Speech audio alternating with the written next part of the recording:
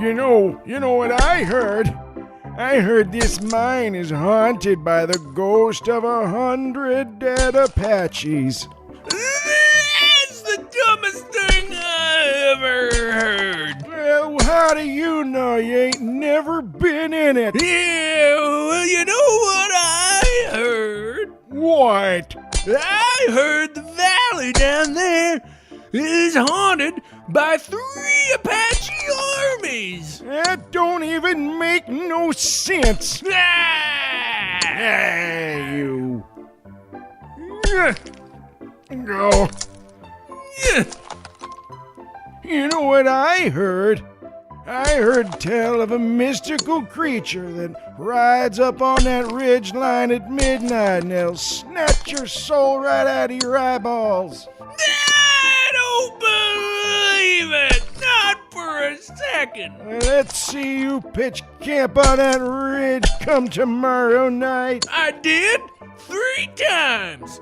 Last winter, right in the dead of winter, when they say the wind howls and there's creatures that come and get you right in the wind with big sharp teeth that's sharper than a pickaxe. Oh, malarkey. Ah! I suppose we'll never know the truth anyway. It ain't like someone gonna sit down and explain mysteries to us. Nope, nobody's ever gonna explore the unexplained. Or conversely, explaining the unexplored. Nope. Yep. You know, if they did, they'd probably have to do it for no pay. Yeah, and they probably wouldn't even get sponsored either. Nobody'd know nothing about him. I guess a poor guy'd just have to stumble upon him someday. That's the worst way you could find out about it. The worst.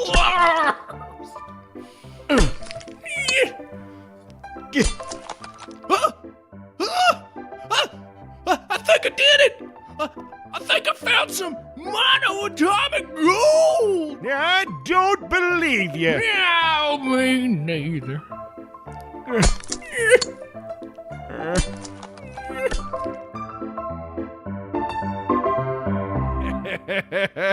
Hey, everybody! Times used to be hard. They were rough. They's rough. There was a time in America where a man could work all day and no one would believe a single tale he told, no matter how tall it was. No matter what personal anecdote he gave. That's right. Welcome to Blurry Photos. Hey, everybody. You've stumbled upon a rich vein You set your pickaxe right in the middle of it. mystery. Yeah. This is Blurry Photos, and I'm David Flora. I am David D. Stecco. Hope you had a great Halloween. Oh, man. Let us just take a moment to look back on the rich, fulsome month that was Blurry Photober. Tasty, tasty. Now it's time for Pie Town. This whole month, all I care about is pie. That's it. Pie. Every kind of pie. Is there is a pie meringue? Is there a certain pie that you have a fondness for? All of the pies. All of them. I mean, there are some pies that are just stupid. Rhubarb. Actually, a rhubarb pie. No. I'll say this: a chess pie. Yeah. Yeah. No thanks. Really? Yeah. I love chess pie. Chess. Why do you not like it? Chess is no. I don't get it. I don't know. Chess is a game, dude. It's not a pie. I don't get what chess chess is. A game. is. It's not a pie. And the name It's not a pie. doesn't help you at all. It doesn't help you pie. It's not a pie. Now what do you know? I don't believe you. Yeah. But man, like pumpkin, raspberry, apple, Dutch apple. You ever had butterscotch? No. It's basically just butterscotch pudding in a pie crust. Oh, okay. I'll eat that pie. What's our pie-based podcast called? Oh, The Pie of Horus, where we discuss mysteries, the Illuminati, and baked goods. Oh, yeah. oh, nice. nice. No, I apologize. We do not start with puns. That is not fair to you, and it's unkind to us. I bet there is a pie cast out there, though. There better be, because I want it. Mel Evans, you better direct us to a pie cast. Mel Evans, why don't you create a podcast? Fun fact. I'm going to put this out for the listeners. Personal information about someone else before I check it with them. Mel Evans, the co-host of the spectacularly fun and entertaining An Hour with Your Ex. Spectacular. The muy especial espectacular. An Hour with Your Ex. Such a fun podcast. Please listen to it. Mel Evans is I don't know what the word is for like what's a bakestress? She's a bakestress, but like I mean, I don't know what was the official what was pie boss? Cake boss? Cake ace of cakes? Cake boss? Cake? No. Cake holes? I can keep going. Oh, if Hogwarts School was not about wizardry and witchcraft, but just about baking pies, she would be the headmistress of the school. She would be Dumbledore of pies. She even has like this great fundraising thing. I went to a pie party at her house where you pay money and it's a fundraiser and everyone just eats pie. Way to go, Mel Evans. You're out there getting it done. Nice. So let's get into some funness because if everything goes as planned, and it will, this little hot number is going to drop on November the 5th. It's too bad there's no poems about the 5th of November. It's too bad there's no poems or anything to nothing of historical significance. Yeah, nothing happened any time on any day in history. Oh, hold on. Let me check the internet. Oh, do you want to do that while we're here? You're so fast. I'm such a good typist. Oh, my goodness. What did you find? Right now, your screen is blank. Jesus. Your computer's like, I can't take this. No. Well... Yeah. If you are one of our many friends in the old UK, you might be getting ready or already celebrating a Guy Fawkes Day. Ooh, if you don't know who Guy Fawkes is, it's okay, because you're familiar with his idiot face. Not his face, his idiot face, this weird stylized mask. Right. You've seen it. You know it. You love it. You love to hate it. If you don't, or you're conflicted because you hate to love it, but you can't stop. Don't know about him. That's where we come in. Yeah. We are talking tonight all about Mr. Guy Fawkes and the gunpowder treason. Goodness. Let's kick it off with some quick poetry to give people a little roundabout what we're dealing with. Let's do it. I wish I was as cool as Hugo Weaving, but... well. Remember, the 5th of November, gunpowder, treason, and plot. I know of no reason why the gunpowder treason should ever be forgot. I can think of one reason that it just happened like 400 years ago. Exactly. That almost. It should be almost, forgotten? Yeah, almost exactly 400 years ago. A little over, actually, right? Yeah. So, Guy Fawkes is the name / face associated with the infamous failed gunpowder plot of 1605, which was intended to blow up the House of Parliament and kill King James I and many of the lords that were gathered there. You know why? Why? Tried to take our guns. Oh. Yep. Mm-hmm. You also know why? Tried to force us. What? Why else? Try to make us buy health care. Yeah. Try to get us some health care. No, thank you. No. You know what else? What? Try to take our jabs. Took our jabs. Yeah. He was. He decided that he didn't like the way Parliament was going, so he was going to blow it up, along with a few others. He gets all the credit, but Guy Fawkes, aka Guido Fawkes, aka John Johnson. That's right. He was a part of this group of 5 conspirators. He fought in the for the Spanish during the 80 Years' War. Came back to London, and he took issue. He took issue with some things of the day. There were some hot button issues. Yeah, that he got too hot for TV. Too hot. So let's talk a little bit about his life, and then let's talk about this plot that they hatched. Man, I love this. I am sitting at the cusp of a podcast that I'm really going to enjoy. Yeah, we got a real fun historical podcast here for you, and not much in the way of sexy like paranormal mystery, but history's mysteries. But it's history's sexy stuff. Yep, it's real neat, real fun. This is one of the few episodes you can quote at a dinner party and not look like a jackass. Mm-hmm. So about Mr. Fawkes, born in 1570 in York, England, to Edward and Edith Fawkes. Edith. is a boy's name. Hey there, Enid. Where's that Guido running off to again? Oh, Edward.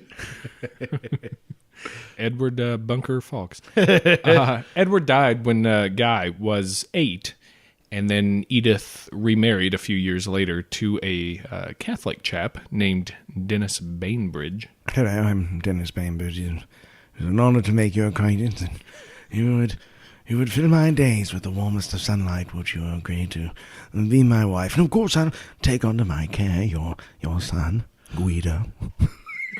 He wasn't called Guido yet. He's going to be Guido the whole time. He's never going to not be Guido. What's that then? You want to take me and Guido on? Madam, your every utterance is but birds singing in my ears. Please, fill my every waking day with your music. Oh, you're a cheeky one, aren't you? Come here then, get a little taste of this. As my footman says, as long as it gets his taste. See the tables there? They got turned. They got turned on you. Why? I just mentioned that he was. What did you just do? You just I just mentioned that he was Catholic. Yeah. What's that have to do with anything? I don't think it has anything to do except for everything. Thunder sound. Eagle cry. And dramatic guitar. It's a big deal. Yikes. What's the British version of the eagle sound? Emphatic bagpipe. See, I was going to say the proper T-sip. Ooh, I like that. Stern harpsichord. Stern harpsichord. I don't know if you can handle it. Oh, yes. Are you serious? Oh, yes. Did you really just slip that horrifying pun in? I got to use that music degree somehow. That was brilliant. That was absolutely brilliant. You're the messiah of that pun. Oh! Double down. And people have already turned it off. Yep. Because everybody knows puns are what everybody listens for. All right. So here's what him being Catholic has to do with it.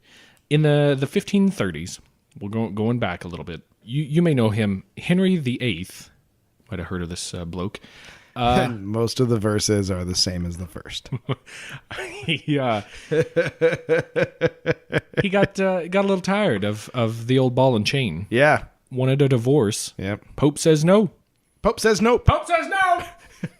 What's a pope say? Nope. What? No? Nope. Pope says no. Pope says nope. Sorry, ma'am. The Pope has said nope. So, no.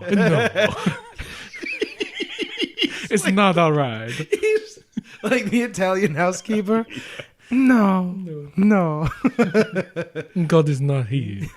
So he wanted a divorce, and since the Pope was in charge of everything, granting that, he said no. So what did Henry do? Well, this is awesome. He said, "Hey, forget about the Pope here. I'm gonna do things my way." Yeah. Well, what do you mean the price of stamps is going up? I guess I'll cede from the Union. He broke the English church away from Rome, which got him his divorce, but also threw the country into some religious turmoil. Right. But you know what, though? It didn't last too long. I mean, it's all done now. Oh, sorry, Ireland. Ouch. Yeah, see, that's this. We are dealing 400 years later still with the repercussions of this decision to create the Church of England versus the Vatican in a winner-take-all battle for control of the tiniest island in Europe.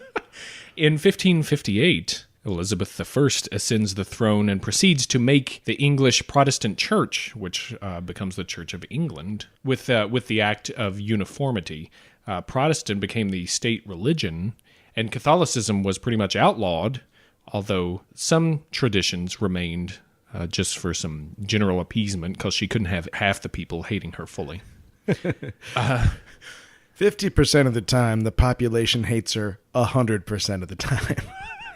33% of the time, you can trust every statistic that you hear. So one of the things that this act did, it said if you did not attend Protestant services because you were Catholic, and didn't, you chose not to, you were deemed a recusant Catholic. And for anybody who didn't attend a church service at least once a week, they were fined 12 pence, which I saw somewhere could amount to something like 11 pounds sterling in like 2007. They didn't even have like a very current estimate, but in 2007, I guess it added up to about 11 pounds. So that's not an insignificant amount. No, that is not chump change. And so, yeah, the sleeping in on Sunday tax, that was a big deal. And it wasn't just about piety or devotion to God. It was, given how this change was brought about, it was about kind of patriotism. It was about loyalty to the crown. Mm-hmm. So people who didn't go to the Protestant services, they were viewed askance. Yeah. There was a belief that they were not loyal to the crown. Right. Yeah. So that's what we're dealing with right now at this time in history. There's a lot of Protestant versus Catholic going on, and Protestants winning. It is a the Catholics are being very persecuted for their beliefs. The Catholic priests have to functionally go into hiding. Catholic services are held in secret. It just has to go underground. People can no longer publicly worship in a Catholic church. And the funny thing is, this started with Henry VIII, and then it took the swing to the Protestantism, and then after him, it took a swing back to being a more Catholic leaning country. And then when Elizabeth gets back in there, it comes right back to Protestant. And James the First, when we get to him taking the throne, a lot of Catholics are kind of hopeful for him. Not necessarily that Catholicism will be the religion du jour, but that it would be tolerated. Yeah. And we'll get to that in a bit. So right now, things are swinging Protestant, and Guy Fawkes' family and he are kind of on the other side of the river on this one. Pretty thoroughly so. And he had a lot of upbringing that made sure that he was. He was trained from the crib. So he attended St. Peter's School in York, where he met John and Christopher Wright, who were pretty prominent later players in his life. We'll get back to them in a minute. Best buddies help you blow up Parliament. BB forever. So skip ahead a little to 1593.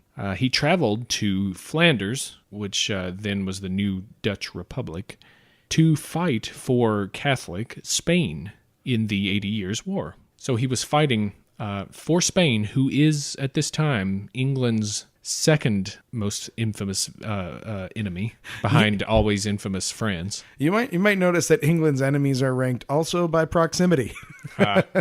True. England, fresh off of the defeat of the Spanish Armada, there's still a little bad blood there, but Spain is Catholic, and Guy decides to fight for them against the Dutch, and he was described as, quote, a man of great piety, of exemplary temperance, of mild and cheerful demeanor, an enemy of broils and disputes, a faithful friend, and remarkable for his punctual attendance upon religious observance, end quote. He earned respect among his fellow soldiers and the attention of one Sir William Stanley, who led an English regiment in Flanders. And he was also somewhat of an explosives expert. No way. Yeah. Pretty handy there. And at some point, started going by the name Guido. And I couldn't tell. Did you ever find anything where it was like, is this just a fashion thing that he was doing it, or was it to gain favor in Spain? I think because it's a less English-sounding name. I guess it's like if I decided to fight in the Mexican Revolution, like, hey, my name's Henry Williamson. I would like to fight for you. Nope. I would probably try to blend that name a little better. Yeah. Alfonso Garcia. Yeah, so he's like, I don't want to be John Fredrickson, so I'm Juan Frederique or something. I think that it was an attempt to be like, no, guys, I really am on your side here. Right. Let's kill us some Protestants. Guido is an Italian name. Mm-hmm. It's not that it's Spanish. With the, well, I think I said that to gain favor with Spain earlier. That's why. But with the the seat of Catholic power residing in the Vatican in Italy, that makes a lot of sense. Well, at the time. Oh, okay. Still does. Still does. Yeah, okay. They're consistent. Way to go. So it's at this point in his life where he starts getting involved in this plot that that we're teasing at. 1603, James I ascends the throne, and Fawkes is granted leave to travel to Spain for an audience with King Philip II there about the Catholic oppression in England. During the trip, he was reacquainted with Christopher Wright, one of his old school buddies, and the two of them sought support for an invasion of England by the Spanish. Yeah. I guess since they're doing the old midnight shift change there. Of exactly. Monarchy, then that'd be a good time to strike. And he even goes so far as to call James I a heretic. Hey-o. Oh. Dropping the H-bomb before they'd invented a real H-bomb. James I also, he was the Scottish king at the time, King of the Scots, and he was known as James IV there. When they brought him over there to old History London and town. math. Man. Yeah, he lost 3 Jameses in the transition. Became James I. So this is where we get into it, like the kickoff to why we still know his name and why there's a poem and all this. Mm-hmm. And this is the thing that I most enjoy about this is that the image of Guy Fawkes is really popular, and we're going to get into that after we get through this towards the end of this. The masks. V for Vendetta. I mean, honestly, that movie is 100% of the reason why we wear Guy Fawkes masks, for whenever we decide we're going to occupy something or be anonymous on the internet, that we go to Hot Topic and we buy this mask and we put it on and now we're an activist, which is awesome. Excuse me, hacktivist? Oh God. That's a real one. That's not mine. Oh, that's so despicable. But it's hilarious that, I mean, literally no one would use the mask if it wasn't for that movie. And second to that, Guy Fawkes was not like a man of the people. He absolutely wanted to overthrow the government, not because the government was unjust, but he wanted to institute a theocracy. Yeah. He wanted to have a completely church-run government. He hated by the people for the people, for the extent to which they had. And it wasn't that the British government was oppressing religion overall. It was that it was oppressing his religion. He wanted his religion to be doing the oppressing. Yeah. So it's a delicious irony that he's seen as this. Oh no, we're taking back the night because it was a religious zealot that wanted to blow up all the people who didn't agree with him. Yeah, yeah. So and he got really far with it. Tell us about his friends. Well, he failed to receive support from the Spanish. They enjoyed it. They liked that he came and had a good time, I'm sure, but they said no. They're like, hey, could you do me a favor and just take our armada up? I'm sorry. Lo siento. No tango un armada. Adios, amigo. Adios, punta.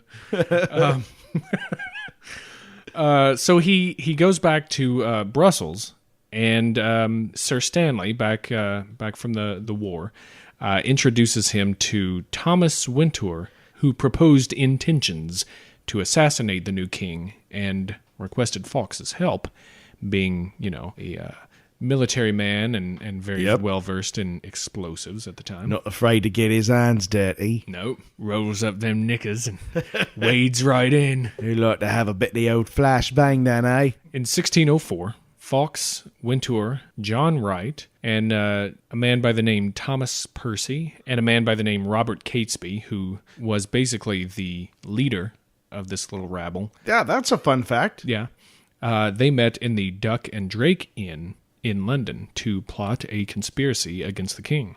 This was orchestrated by Catesby. Mm-hmm. Percy was the money, basically. He was the one that was funding most of this stuff. Whatever they needed, he was going to fund it for them. It was apparently decided that the men would dig their way under the House of Parliament, plant many barrels of gunpowder, and when the king and Parliament were gathered for the opening of Parliament, kaboom! Bam! They would detonate the barrels and end the Catholic oppression for good and all! That's right, because everybody knows that you can instantly topple a government if you just blow something up. Yep. History has proven time and time again that one big explosion ends everything. Exactly. And you wake up and it's all bunnies and rainbows. Yep. Once the snake's head is off, no more snake.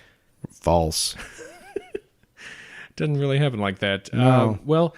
But, I mean, in their defense, they didn't know that at the time. These were the first guys whose idea was to blow up the government.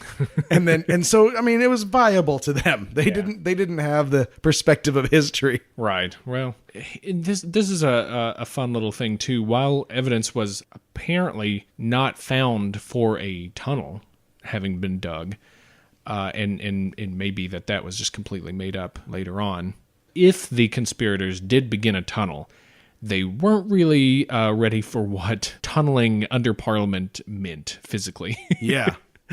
And that the plan was abandoned after Thomas Percy was able to rent a storage room underneath Parliament in the Undercroft. If they started, I'll bet you they did for like half a day, and they were like, seriously, is there a better way to do this?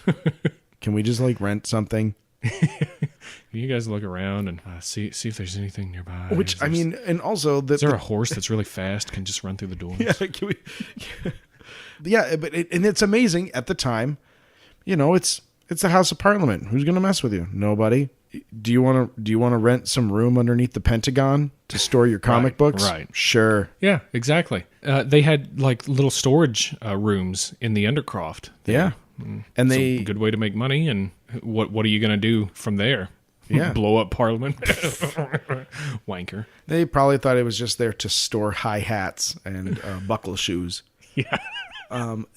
So they start. So now they've got. I mean, they're further along than they thought. They've got this great place, a room, begging to be filled with gunpowder. Yeah. Yeah. So it's right underneath where the king's going to sit. Yeah. So now they start. I mean, even then, it's not like you could just walk around going, "I'm buying gunpowder. Who's got gunpowder?" But at this time, you could absolutely get a hold of gunpowder. Not a bunch at a time, but you know the a lot of skirmishes going on. The 80 Years' War is over. Also, there's always shit kicking up with France. Yeah, yeah. And so it's easy. So over time, these guys are slowly amassing gunpowder, and they get a lot of it. And there's history is not 100% sure, but between 1 and 3 tons of black powder. Mm-hmm. And so they load it onto this little boat, and they just kind of paddle it across the Thames. And unlike now, at the time, the Thames was a highway. Yeah. It was for trade. It was for merchant ships. That was a busy place. So one little dude in a boat, nobody cares. Nope. No one notices. And a lot of, I think, either restaurants or inns or what have you was storing stuff under Parliament. So carrying a bunch of barrels in and out is not going to arouse suspicion either. Yeah. So this continues for some time. Yeah. And they're able to amass a large amount of gunpowder. And in 1605, in March, they got those barrels in there under Parliament. They covered them with a bunch of scrap wood and metal. Yep. And by August, the gunpowder had decayed and was unusable. Yep. It's underground next to a river. A little damp. Now, the funny thing is, Parliament was supposed to open in July, but because of the little thing that you might have heard of called the plague, they pushed it back. On account of plague. And this is a particularly just crappy little piece of elitism that all my lords and my ladies, they're out in the country just kicking it in the summer because the Thames stinks. It reeks. And London is an unpleasant place in the summer. So they have to come in and then like, what is that? Is it plaguey? We'll just wait until enough people, just let that burn through the lessers, and then we'll show up later. Yeah, we'll go to a spot where they're not dumping their feces out of their second-story windows onto the street. Night soil, love. It's not feces, it's night soil. You make water, and then you dump it on the skags below, eh? Pray they don't get their taste. Those get a taste of me, all right. So by August, everything was decayed. Everything was unusable. They had to bring new powder in, so they get new powder. They have to yell and scream to get more money, and they get everything settled away. They bring new powder in. In October, Fawkes, Catesby, Wintour, and a new conspirator to the group. I'd like everyone to welcome him. Francis Tresham. Hi, Francis. My name is Francis, and I'd like to blow up Parliament. Long-time conspirator, first-time contributor. Thank you for having me. I brought donuts. Please help yourselves. I haven't exploded anything for 3 weeks now. I'm getting a bit dodgy. I can feel it in me teeth. At night when they're talking to me. When I'm throwing out my night soil. So they met to discuss how to save certain Catholics who might be caught in the blast. Because, lo and behold, there's still some people up there in the government that are Catholic, or at least sympathizers. So they wanted to talk to see if there's any chance of saving, some of the people they want to save. On the night of October 26th, there was an anonymous letter that was delivered to a man named William Parker, the 4th Baron Monteagle, which warned him not to go to the opening of Parliament, and ended with the phrase, "They shall receive a terrible blow, this Parliament."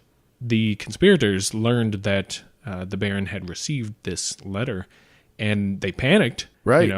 They're like, "Oh, jig's up, cheese it." But nothing seemed to really come of it. And in fact, a couple days later, Fawkes went and checked the powder. Mm-hmm.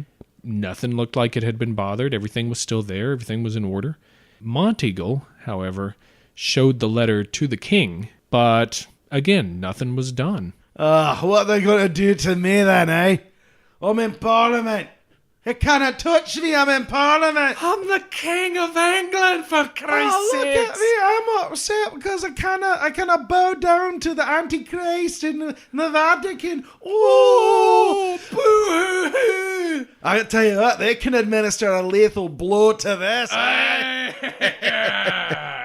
I've got a few words for you. The Pope's a dope. Wanker. Suck it. So, night of November 3rd, Fawkes is down there with the gunpowder, making sure everything's good. Making gunpowder angels. Yeah. It's going to blow up so good. And apparently, some guards came in. It's like, what's all this then, Yeah, he was seen entering, and there was something about his dress. I think he was dressed conspicuously. Something to give pause. Yeah, to and the so guards. they were like, I don't know, send some guards down there, see what he's up to. Yeah. And apparently, he was able to talk his way out of it. The guards were satisfied that he was a little weird, but nothing too out of the ordinary, so they left. Catholic mind trick. These aren't the explosives you're looking for. He went out of there and talked to, I think, Catesby again, and Catesby's like, they don't know anything. They're just making their rounds, go back. It's one more day to the everything blows. And so the next night, the night of the 4th, he goes back and he's hanging out. Now, he's got a watch with him. He's got a slow match and some tinderwood, I think. And he's waiting because Parliament opens the next day. On the 5th. So there he is. He's sitting there twiddling his thumbs in the gunpowder. And in comes Jack Bauer. Yeah, kind of. The guards bust in, and they find Fawkes there, who called himself John Johnson. Yep. Which is kind of like calling yourself John Smith. Yeah. Today. The John doesn't change. Yeah.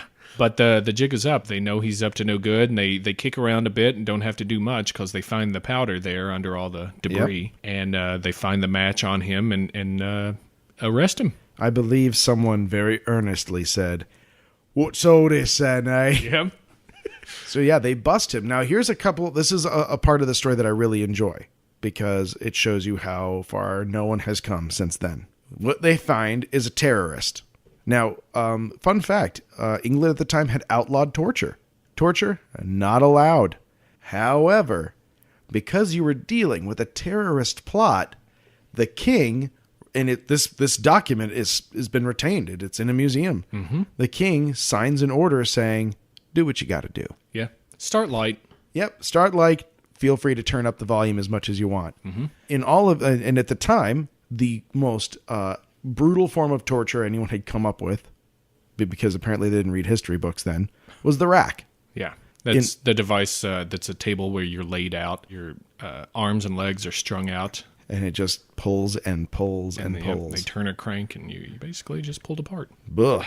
And in all of England, there existed but one rack in the Tower of London. And so to the rack with our buddy Guy Fawkes. Just as a fun political aside, everyone hates torture until they really want to know something. Right. And not much has changed. Right. He was tortured for the next 4 days. Yeah.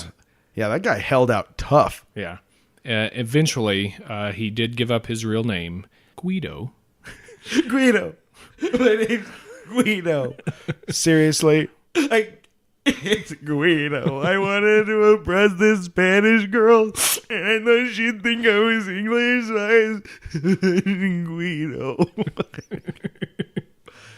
He then gave up the plot, and then he finally gave up the names of the other conspirators. Yeah, he gave it all up. So what are the others doing during all this? They couldn't help but notice nothing's exploded. Yeah. Well, yeah. Spots of bother with the old conspiracy march and overthrow the government. Couldn't help but notice nothing went boom boom, eh? Well, here I am, sipping my tea, just really enjoying the flavour, when it occurs to me, nothing's fucking exploded!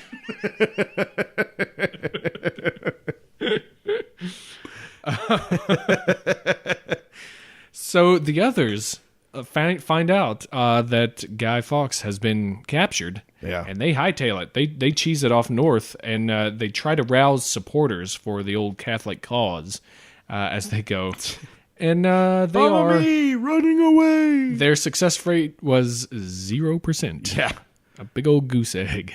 Goose egg. Yeah, bring it back. So they hold up in a place called Holbeach House in Staffordshire. But a man by the name of Richard Walsh, Sheriff of Worcester, rode up with a posse of apparently 200 men. Hey-o. That's why they call them wasps. It's like a swarm. Yeah. I get it. And I'm kind of proud of that. I'm kind of proud of that one. They had a skirmish. Kind of a this is it. A 6 on 200 skirmish. Right. Yeah. They were like, this is it, boys. We'll make our last stand here, right? And they threw one of them out in a steamer trunk, and he popped up and was like, "Regulators!" Boom, boom. Oh crap! These are flintlocks. Yeah. Boom, boom. Ah! Click, click, click, click, click, click. Yeah, so they apparently tried to fight, or at least some of them charged. Wow. Then again, I mean, their friend had just spent 4 days being tortured in the Tower of London. Best case scenario, you go down swinging, you know? Yeah, that's true. Catesby, Percy, and the Wright brothers all were shot dead. And the rest of them that were there, they had a few, it's kind of side players in the old plot, but they were not alone, got arrested and sent to the old Tower of London. Boo. So then in January 1606, Fawkes and the rest of them that were still alive found guilty of treason. Fawkes is marched up to the gallows at Westminster Hall and was to be hanged, drawn, and quartered, as was custom at the time. Treason. For treason. But apparently he leapt to his death from the gallows to avoid the pain. Which Smart. Not a bad. At that point, this is a guy who knows pain. And you can actually, I saw this over the course of of his interrogation, of his torture. He is made to sign documents, sign confessions, and he kind of, because they're extracting information from him piecemeal, there's a few of these things, and you can see, like, the first signature and the last signature. Like, the last one is just like a broken, destroyed dude. This is a guy who's looked into the abyss. He's been tortured for days. Of course, he was like, no, nope, whatever's, I'm done. Because they didn't hang you to kill you. They hanged you until you were almost dead. Yep. And then they subsequently Eviscerated you. They cut off your naughty bits and then burned them in front of you. Yep. And then they would also do a very specific vivisection in some cases. I mean, obviously we don't know what they were going to do to him because they didn't let him do it, but in some cases, and they, as a matter of fact, Braveheart, it's got a little bit of this, right? Where they would open the abdomen, pull the guts out, and you can live an unpleasantly long time after that happens. Yeah. And then tie you to horses and have you pulled through the streets until you were dead. Yep. And then send your body parts to the corners of England to let everybody know they meant business. Right. This is what happens. That's what happens. When So you f*** a stranger in the ass. They didn't have Corvettes yet, so they had to find a way to get the message across. And they apparently did all that anyway, even though he was dead. And after that, the old king encouraged Londoners to celebrate the plot's failure on subsequent November 5ths by lighting bonfires in an orderly fashion. Yeah. I didn't die today. Everybody, from henceforth, just like big f***ing bonfires.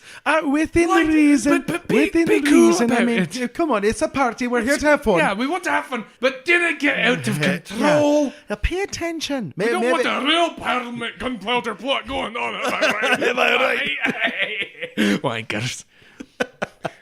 But yeah, so, and again, smartly done. Oh, this guy tried to blow up the entire government, came within hours of getting away with it. So you torture him, you make a public execution, and then you establish, we f***ing caught you for trying to mess with us day. Yep. As a, that's a big deal. That's not dissimilar from how we still do things. And so, I mean, it's a smart move by the king, and it stay. I mean, the poem itself, don't forget. Yeah. Can never be forgot. And so it's a hell of a thing. Yeah. That's Guy's life in the old Gunpowder Plot. And then, obviously, November 5th in Britain is now known as Guy Fawkes Night, or Guy Fawkes Day, or Bonfire Night, or for a while there, Gunpowder Treason Day, or everything was supposed to go boom boom, but it didn't day. Gunpowder Treason Day, the name was changed because some people that were new to the country didn't understand, and they thought that they were celebrating, but they were trying to overthrow the government. Nowadays, bonfires are lit, and throughout history, effigies of Guy Fawkes have been burned. Little straw dolls or whatever. Children would take their effigies of Guy door to door and collect money for them before burning them. Hence the phrase, penny for the guy. Penny for the guy. Right. And in the late 19th and early 20th centuries, you saw the rise of fireworks for celebration get added to it. Which is pretty natural. Sure. And then throughout history, I think other effigies were burnt as well here and there. Just kind of, it's a catch-all day for whoever's getting your goat. Right. Then you burn their face. And that included the old Pope or Benedict Arnold for the short time it came across to the colonies, prime ministers. Yeah. Yeah, whoever you didn't like. and here's the thing. And so, and now we have the Guy Fawkes masks, the anonymous Occupy movements, things like that. People wear this, I think, because of the movie. I mean, the movie V for Vendetta, it opens with the poem, and it refers to this guy who it kind of glosses over some points. Just, here's a guy who didn't like how the government was treating him. So he was going to overthrow it all by himself. Kind of leaves a lot of it out. And so the movie sets up this mask is like, oh no, it's everyone and no one. It's this popular movement. And that's why we still see that. That's why it's popular now. That's why, I mean, I was in a mall this weekend and walked by Hot Topic and there was a rack of Guy Fawkes masks. Wow.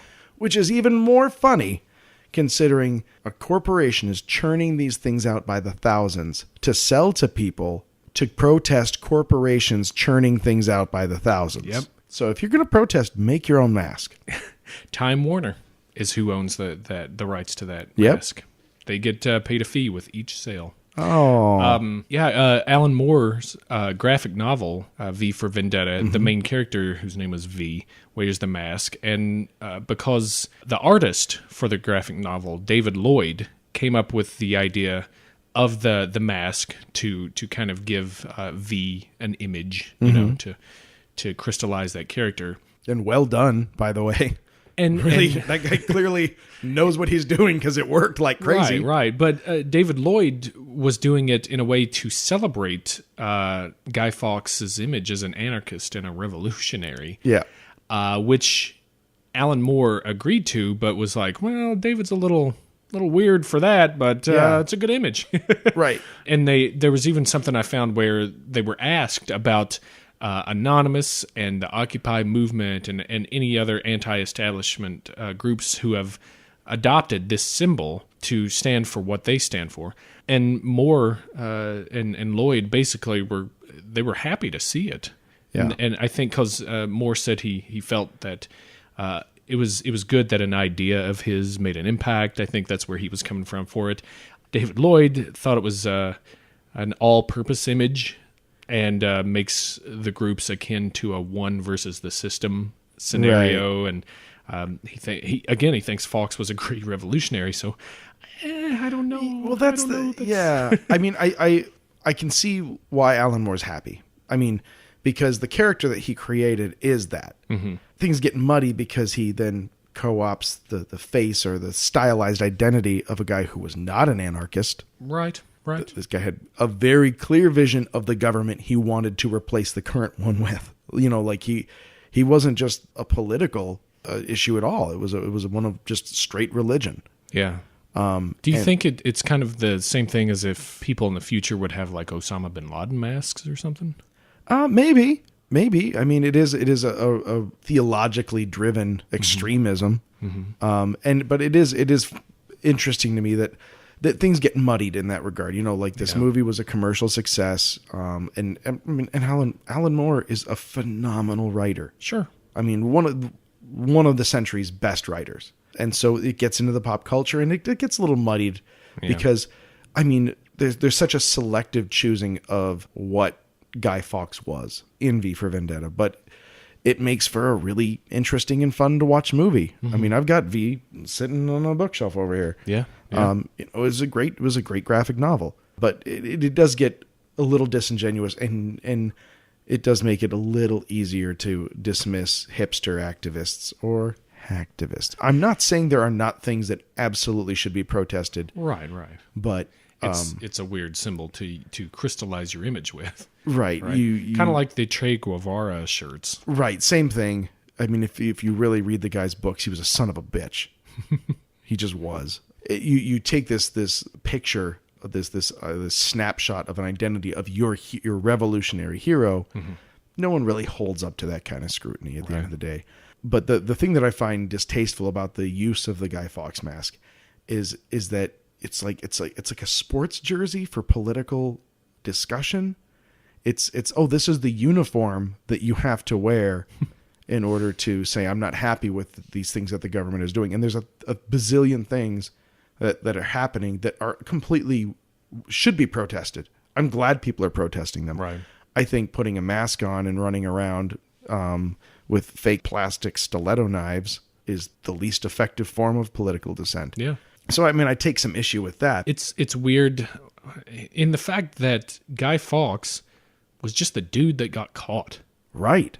He you know, like we said, Catesby was the real man behind it, the orchestrating it anyway, and Fawkes was just the fall man. And we'll never know, but I mean, was he intended to get out of there? Yeah, I mean, I'm guessing with a slow match, he must have wanted to set it and then hightail it. Well, but a slow match it's like a punk. It's just a means of ignition. I mean, he would have to touch that to a fuse of some sort. Right. Well, then it'd be a long train, I guess. Yeah. Because I think there was something that I read that said he was trained in long fuses. Oh, okay. Or at least trails or trains of gunpowder that then would... So it wasn't a suicide mission. He was going to light it. I don't think so. And get the hell out of there. Although at one point, I think he said if the one dude that was in charge of investigating had come down there and he had been there and known he was coming, he would have blown him up. I think he said, everything in him too, just to get it done. But who knows? That might be something that history says. So let's talk about that. What if he had blown it up? Yeah. I did some really cool reading on this, and I watched a video. It turns out that whether it is 1 or 3 tons of gunpowder, don't matter. It absolutely would have worked. Yep. It would have worked with glorious overkill. Aces and spades. Yeah. It because the storage room that the gunpowder was set in was cut into the ground. It had 9-foot walls around it. It was honestly like packing a musket. The explosion had nowhere to go but up through wood floors. And it would have, given the way that the building was created, it would have blown the center of the building out.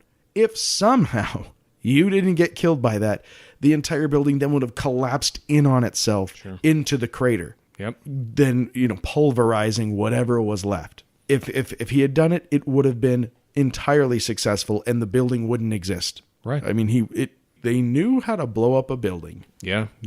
They definitely had the means to the end. And it's been said that Guy Fawkes was the last man to enter Parliament with honest intentions.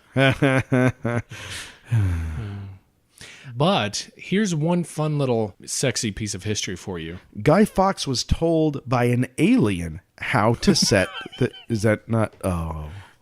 Sorry, guys. Man, you didn't need any spanakopita. You didn't style any amount of hair. I didn't put on my crappiest brown jacket.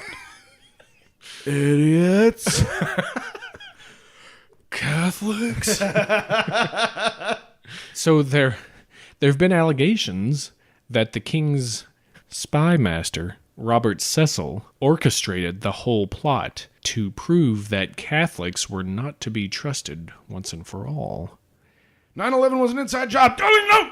Get off me! No. Listen to Fair Point Podcast!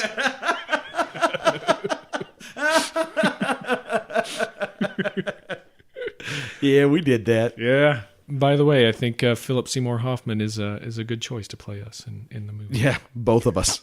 He's that good. But the thing is with this, it's only speculation and anecdotal info that exists as evidence. There's really nothing to truly prove it. You might find a little scrap of history here or there that says, oh, well, maybe this guy talked to somebody else, or maybe Cecil did this at the time, which was 2 days before, blah, blah, blah. I'm like, why did he wait till the last minute to find them? Because it's real sexy and everybody loves, Jack Bauer. Yeah, so we'll never know, unfortunately, or fortunately. But Robert Cecil, the spy master, could have done this, and old Guy Fawkes was the pawn for it. What do they call that, a false flag? Is that what they call those things? Yeah, I think so. Yeah. That's interesting. I don't know. Yeah. That's too much work. Guy Fawkes did it. Yeah, it was 400 years ago, and I'm so bored. Tell me again how that plague went up the Thames. Yeah, I told guys. Tell me about the people throwing poop out the windows again. Didn't you say some things about the aliens a second ago? Can we go back to that part? Because I was like, ooh, aliens. I really wanted to know what happened when they got poop on their face. Yeah, one of them was like, oh, why is it raining poo-poo? Oh, it is just night soil. He was so confused. All right, I think we're done with that.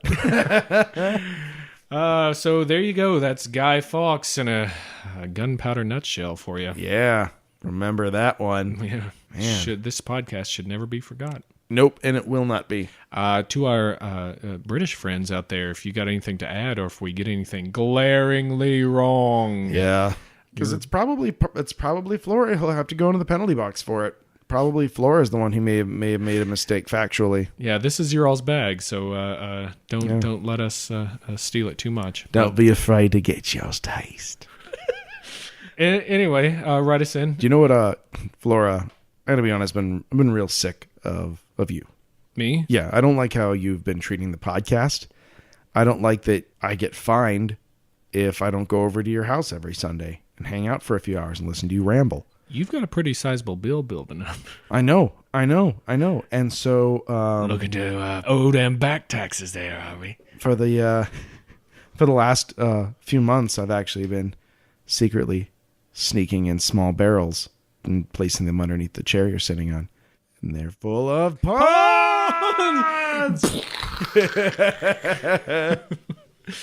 Oh, gosh. Yeah, I did it. I can't wait. I can't wait for puns to be exploded right up my butt. Everyone's like, seriously, could you just blow that part up? Yeah. Could you just detonate it? Detonate it and then move on, please? No. Could we capture the guy that set them and have them not explode, please? The Gunpowder Plot? Oh, doesn't count. Doesn't count. Okay, it counts. Damn it. It was just inside the zone. Gunpowder Plot totally counts. Pun gun went off, dude. Oh, my God. Oh, it feels so good. I guess you've already gone, so it's my turn now. Well, you don't have to count it.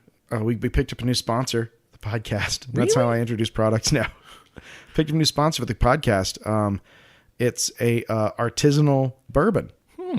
Made. There's a guy in West Kentucky. His name is Mo Lember. So yeah. So we're if you're out shopping, please don't forget. Please remember, get a fifth of Mo Lember. So, yeah. Drink it by glass or by the shot. This bourbon shall never be forgotten. Awesome. All right. Well, I've got an entertaining, happy New England restaurant. Ooh. Yeah, it's called the Fun Chowder Spot. Oh, wait, it's for the whole family. Yay, chowder. Have a taste explosion in your mouth, you fucking assholes. Go back to Worcester, you What do we look like, Dorchester? We never had this problem in Dorchester, Mass. Am I right? Hey, Paulie. Paulie. Yeah. You bastards. You. Say hi to your mother for me. He's a good guy. He's a good guy. Oh, you know, I was walking home from the bus the other day and I saw a flyer for a group that's meeting. It seemed really interesting. It's a feminist-minded group about empowerment that uses empirical logic, and they also enjoy marijuana.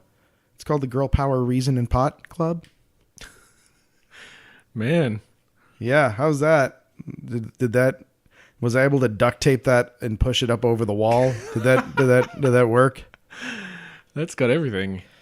Gunpowder, treason, and plot. Yes. Thank you for saying that. Gunpowder, reason, and pot. Pot. Yeah. So that's what I was doing. And I'm glad you said that because it's embarrassing if I have to explain it. But I'm glad you did. It seems more natural. I get it. Oh, wow. Something that I won't be attending for numerous reasons. So, okay, I'll round us out here. I have a pretty yummy Asian restaurant. Ooh. Specializing in curries. Okay. The only problem is they might give you explosive diarrhea. Uh-oh. It's Guy Fawkes. Nice. Blow the roof off the joint. There you go. You've made it through the puns. Congratulations. You've survived. Now remember this day for the rest of your lives. Yep. Celebrated every year. Oi. What's all this then, oi? What have you got down here under all this twigs? Nothing there, Constable. It's What just have you got under that bars of iron down nothing there? at all. Nothing at all. This is simply, nothing at all, I just have to store these items right under the Parliament. I mean, I'm in a very Right, shut your gob then. I want to check. Wait, what's this? It's nothing but listener mail.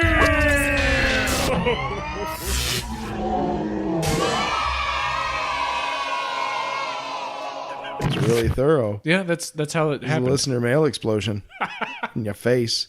Well, dude, I'm going to kick this thing off, this magnificent listener mail, with a great idea, a brilliant idea on our Facebook page from our friend Grant. Yeah. Grant thinks that we should launch a Kickstarter campaign for an expedition to the Hollow Earth. If anything, this would disprove the theory. Both skeptics and believers alike would definitely join in to fund this mission. I love this idea because we will keep that money and use it for other things. But just say, hey, we can try. yeah, for our expedition to Hollow Earth. $200 for a plane to fly up there. Yeah. The rest of it Oh man, it's all liquor. for the liquor. So what else you got, Flora? Well, I'll tell you what, I got a pun from Gray Cat. Oh, fancy feast. Gray Cat's got a pun from our Legend of Sleepy Hollow episode. Awesome. It's a male strip club / brothel Oh, yeah. I hear you. called the Threadless Whoreman. Oh, I like that a lot. Whoreman. Woman. I should have read it as Harvey Fierstein, huh? Yeah, try it again. A male strip club / brothel called the Threadless Whoreman. Is that so wrong? Call your mother. Awesome. Great Cat. As promised, I am bad at certificates. You are still the king of Halloween, even though you don't have any documents to prove it just yet. You'll get one. My bad. You'll get one. We also got something from our friend Taper. Hey, Taper. Actually sends us a really cool poem written by Ogden Nash called The Wendigo. And I think I'm going to save this son of a bitch until Yule. Nice. It's really, really nicely done. Ogden Nash, that's a name. Pretty popular dude. Thanks, Taper. We'll definitely use this. And you can tell it to your lady on the longest night of the year. Uh-huh. See what I'm talking about? You know what? That's what put me on the map. We got to do it. Is turning the longest night of the year into an erotic holiday. Yeah. There's nothing wrong with getting down. Oh, man. All night long. Yuletide. With your lady. Oh, man. And then the Yule log fits into that so nicely. Yule goat? No, I guess not. You'll do it till you cramp us up. Sing. No, too soon. Save it. We got a great email from our friend Peter in Ireland. And he wishes the happiest of Halloweens to us and also to you. I hope you enjoyed yours. Actually, I know you did because him and his friend dressed as priests. Oh, wait. I'm sorry. Not just priest, Irish priest. Hold up again. Wait a minute. Redundant. Yeah. Nice. Irish exorcist priest from the 1950s. Nice. That's brilliant. That's awesome. I love the specificity of it, and the picture looks really solid, too. We're going to put this on the website, and we'll put it up on Facebook, too, probably.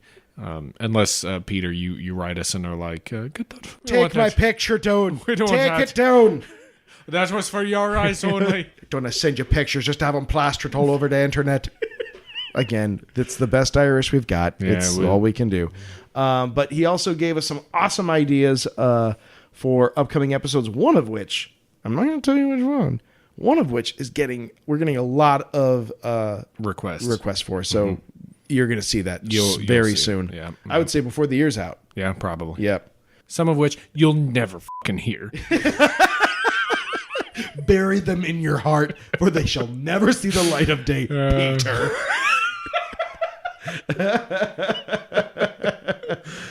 Peter also bids us a happy Thanksgiving, although they don't have Thanksgiving there. Yeah.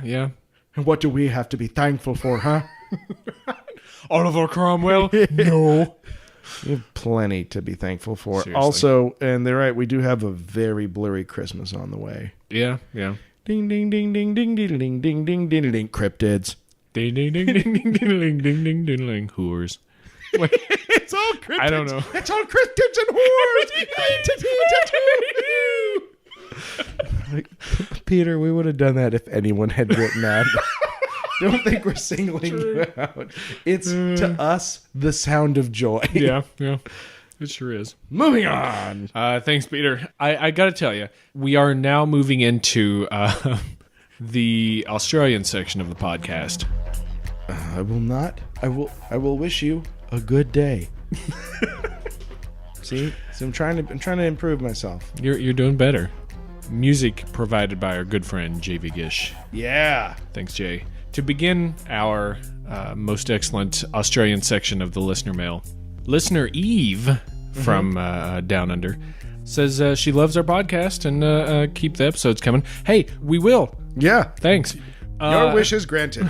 And here's the deal. This is really cool. She was looking for info on Göbekli Tepe, stumbled upon our stuff. Not officially, but I guess iTunes-ally. Okay. What website? What constitutes an official? Oh, I get it now. Yeah. The actual stumbling. All right. And she says after listening to that, her boyfriend and she decided to go to fucking Turkey to see Göbekli Tepe. Brilliant. brilliant. And they that did. is commitment that She we sent- don't possess, and I applaud you. Yeah, that sent us pictures of this thing. It's They awesome. are so cool. They are so cool. We were just pouring over them earlier. I'd like to post these on Facebook. If you don't want them up there, Eve, email us. We'll take them down. Yeah. But it's really cool. Sent us a couple of those and said that because it's in Eastern Turkey, there's no tourists around. I guess Eastern Turkey's not a fun place to be for tourists. But there was apparently an overzealous security guard that watched them like a hawk. Well, you know, Gotta get your joy from something. I go guess. Beckley and them teppies. He's afraid that somebody else is going to bury it, I guess. Right. Mrr. Don't you? Do you have any dirt in your pockets? But she brings up the point that only a small section of Göbekli Tepe, the complex, has been explored. I think Yeah. we even said that it was like There's a lot of work 10% left. or something has a been lot of work uncovered, left to right? do there. Yeah. That's so cool that she went, though. Wait, see, that is the spirit of adventure that everybody should have. Seriously. That's righteous. Good on you, Eve. That's awesome. And thank you so much for sending us the pictures. And it's awesome to know that we helped in a decision to go out and adventure some, man. That's Man, awesome. Now that puts the onus on us. Okay, you know what? I take it back. The expedition to the Hollow Earth is on, and we are going there. Through Göbekli Tepe. Yes. Kickstarter will be up momentarily. But that's not all we've got from our friends down under. No, this is our Australian explosion episode. Australian. I'm glad you're pleased by that. I'm 3 beers deep, so I'm pleased by everything. Woo! Go for it, Rick. Woo! Our friend Daniel, who is also magnificent and Australian and a talented armor smith. Yeah. That guy knows how to put together a suit of armor, which is something that I have attempted, and I'm not good at it. That guy knows his way around scale mail. Yeah, except for he was like making real armor, and I tried to make a suit of armor out of PBR cans. But seriously, everybody, if you saw a guy at a bar wearing PB armor, you're probably going to buy that guy a drink, right? You've got to finish it, though. It just didn't turn out the way I liked. Nah. You know what? Maybe I'll put some pictures of the parts that I finished up, and people can tell me how they feel about it, because I don't think it looks good. Spoiler alert, they're going to like it, and you're going to finish it. Let's make this about Daniel. Yeah. He's a geophysicist, Wow. which is awesome. And he hits us up on the Faces book. He's got a variety show of a email to us. Yeah. Oh, yeah. He's covering all the bases. First of all, high fives for the sexual Tyrannosaurus reference. I didn't realize I was toying. I was right hovering on the lip of a penalty box. But Daniel is a forgiving man and has decided to pull my coals out of that fire. And this is something I was worried about. The Wicked podcast. Mm-hmm. Because when we first put it up, there was some posts like, "Oh crap, here it comes," and I, in retrospect, felt bad. I was like, maybe I really given the Wiccans an unjustly bad deal. And after having learned about it, I actually I like the Wiccans. Sure, I'm into them. And so he high fives us for our more restrained and accurate look at them. Nice. So and that's what we go for. So hooray for that. I mean, this he really hits us with stuff here. So get a snack. He's curious about some of the things like where we get our research done. I mean, gurgle. We gurgle it. Oh yeah, we troll around the internet. Oh no, finding I'm stuff, sorry. But Yahoo Answers. That's all you need I to thought know. we made that clear, Yeah, Daniel. very clear. Yahoo Answers. Please keep singing random musicals during episodes. Just wait a week, Daniel. Yeah. Just wait a week. You're welcome. And I'm sorry. And a ghost story. Holy sh! Boom. Real experiences ripped from the headlines of his own mind. When he was very young, his grandfather passed away.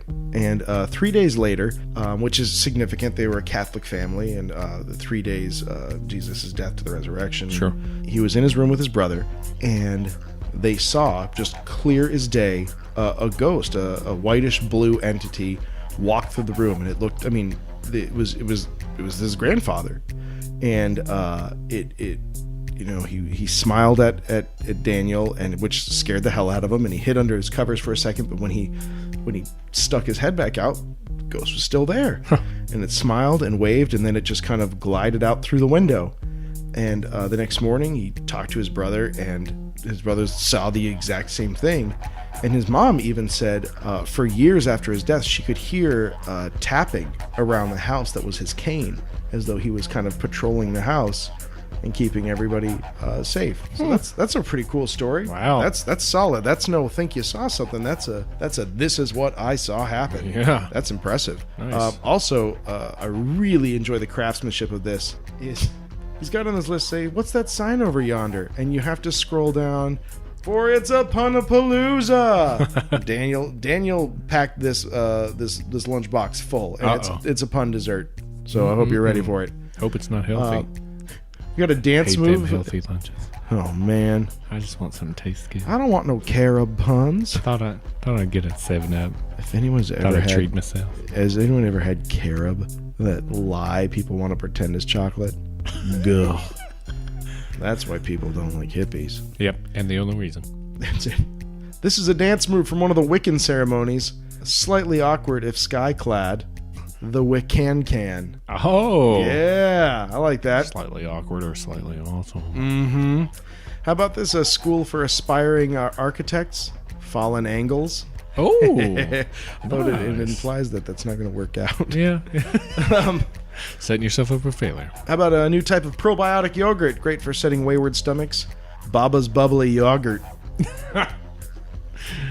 Bubbly yogurt.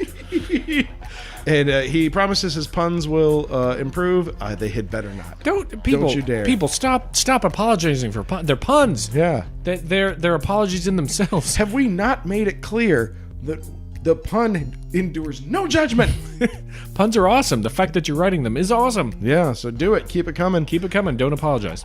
Thank you, Daniel. Thanks. Thank you for properly establishing what a full-on Facebook note should look like. Thank you. You are magnificent. And someday you and I will get together and talk about overlapping plate mail. Nice. Thank you guys for writing in. You know, there's one thing in this podcast I forgot to mention. James the First, the same King James that has his name plastered all over The Bible. Ever heard of it? You know, KJV. he's the one that 1,000 sponsored Bs. the writing of that version that we know and love and know. Wow. There you go. He's very active in the church. Just thought I'd throw that out there. A little extra nugget. Yeah. So, thanks for writing in, you guys. Thank you Keep 'em all. coming. Please do keep them coming because we think it's fantastic. Hey, what you can do to help us out if you wish to be part of this conspiracy Yes. plot, go over to iTunes and give us some 5 stars Yep. and rating. And thanks to those of you who've written in. We've got a couple lately. It's real nice. Yeah, thank you guys. We subscribe love that. to us on there. Go to Twitter and subscribe blurry_photos. Mm-hmm. Start following us there. Like us on Facebook. That's a big one. That'll huge. get us out there and make us look important. Yeah, it's what we need. Yeah. We don't need to be important. We just need to look important. If you've done all that, or if you can't, one thing that you can do, tell a friend. Ooh. Put us out there like little mold spores, and then give your friends a pneumonia. And Do you want to know something that I heard once, Flora, that stuck in my head because it irritated me so much because it was so pandering? But I was at a state fair, and there's always that one booth in the state fair where people are just hawking shit. They're just selling whatever weird thing that they sell. And the guy had this crowd. He was like a good salesman, whipped into a frenzy. He's like, now, people, I want to tell you right now, I'm so glad you're all here. I'm so glad you're all listening because you're going to enjoy what I've got to tell you. But there's 3 important things when it comes to getting the word out about a product that's important. There's 3 important things. First one is television. Everybody knows that. You see it on TV, you're going to want it at home. Second is a telephone. Now, that's what, you're calling your friends. The third one, most important one, Tell a friend. Tell a friend. That's right. You got somebody here. Maybe you're just in here. Someone's out there enjoying the Tilt-A-Whirl. When they come back here, bring them on back here. I want them to see this as well. And I know they're going to enjoy it as much as you have. Mm-hmm. And I was like, you're a dick, but that's never leaving my head. so tell a friend. Yeah. Keep the dream alive. Don't telephone or television. Those don't do anything for us anymore. If you are part of some kind of anti-establishment group that uses the old Guy Fawkes mask and now you feel a little disillusioned, first of all, thanks for listening. But secondly, now is your chance to come up with a new image for your movement. Well, also, I think the bandana is still pretty cool. I mean, it's definitely in the the waning time of its relevancy, the bandana tied around the face. But I mean, it's better because at least you can be like, no, I just had a bandana and I really wanted to protest, as opposed to, yeah, I had my mom drop me off at the strip mall. Hot Topic. I got a T-shirt that had Mario Brothers on it, and then I also got this mask.